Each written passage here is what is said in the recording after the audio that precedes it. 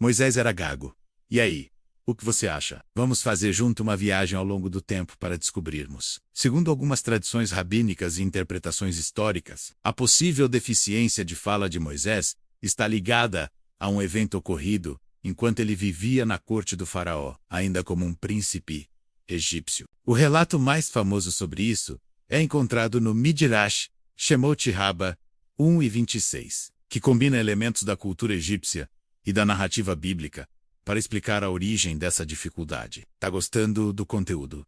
Deixe nos comentários seu amém. O que é Midrash Shemot Rabbah, ou Êxodo? Rabbah é uma vasta coleção judaica de exegese, que é o mesmo que interpretação, e homilias sobre o livro do Êxodo Shemot, o segundo livro da Torá Pentateuco. O termo hebraico Rabbah significa grande ou extenso, indicando que é uma das principais e mais abrangentes compilações midráshicas. Significado e propósito. O objetivo do Midrash Shemot Rabbah é aprofundar a compreensão do texto bíblico, extraindo lições morais, éticas, filosóficas e teológicas, que vão além do seu significado literal peshat. Ele utiliza o método midrástico midrash, que o significa investigar ou expor a escritura, para tornar os textos antigos relevantes para as comunidades judaicas de diferentes épocas. O Midrash Shemot Rabbah é predominantemente Midrash Haggadah, o que significa que se concentra em narrativas, parábolas e ensinamentos éticos, em vez de leis práticas halachá. Conteúdo principal.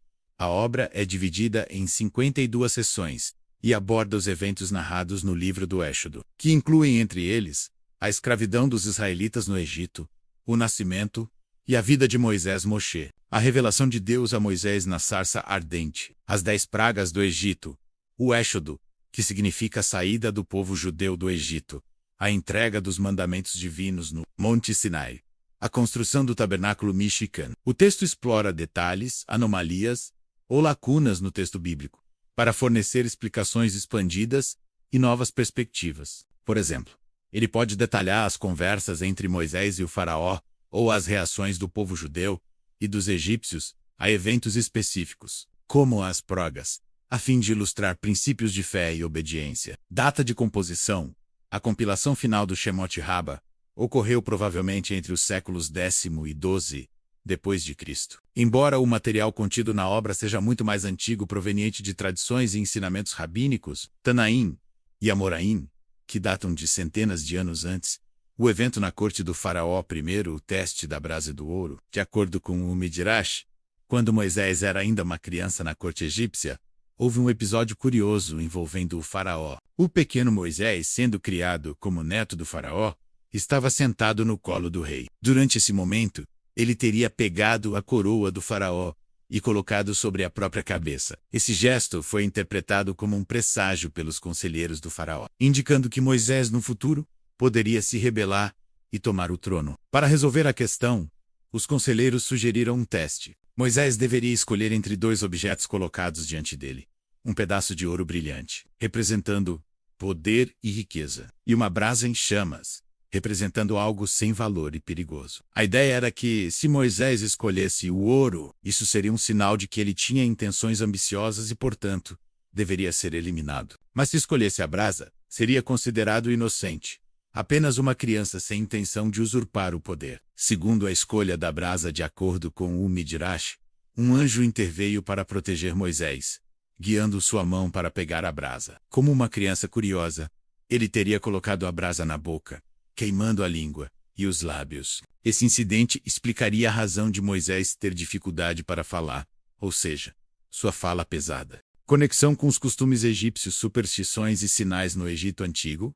O Egito Antigo era profundamente influenciado por superstições, augúrios e sinais celestiais. Qualquer gesto que pudesse ser interpretado como um presságio, especialmente relacionado ao trono, era tratado com seriedade. Assim, o gesto de Moisés de pegar a coroa do faraó teria sido visto como um presságio de que ele estava destinado a algo grandioso, mas também perigoso para a dinastia. O simbolismo do fogo no Egito. O fogo tinha um significado ambivalente. Ele simbolizava tanto destruição quanto purificação. No caso de Moisés, tocar a brasa pode ter sido interpretado simbolicamente como uma purificação divina, preparando-o para uma missão especial. mas deixando nele uma marca física ou problema na fala, para lembrar de sua humanidade. Por que Moisés foi protegido? Segundo a narrativa do Midrash, a intervenção divina no episódio da brasa foi um marco que demonstrava que Moisés era protegido por Deus desde a infância. Mesmo em meio às ameaças no Egito, sua deficiência de fala tornava-se, assim, um sinal de que Deus seria o verdadeiro agente de libertação, e não a capacidade natural de Moisés.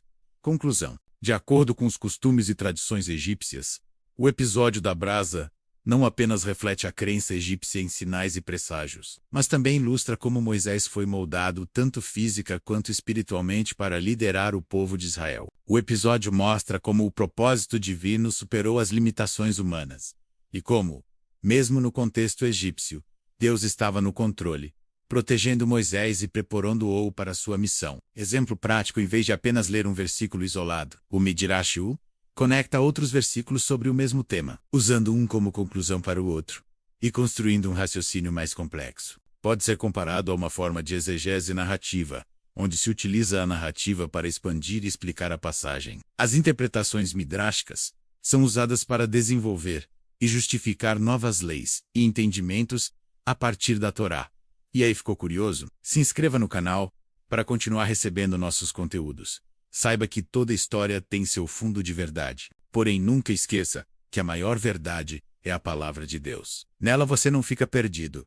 Aproveite para se aprofundar nos estudos e conhecimentos. Por isso, a grande recomendação é crescer na graça e no conhecimento. Os dois precisam andar de mãos dadas nesta caminhada pelas páginas das Escrituras Sagradas. Não esqueça de deixar seu like, curtir, comentar e compartilhar para que mais pessoas sejam abençoadas e edificadas pela palavra de Deus e alcance suas ricas bênçãos.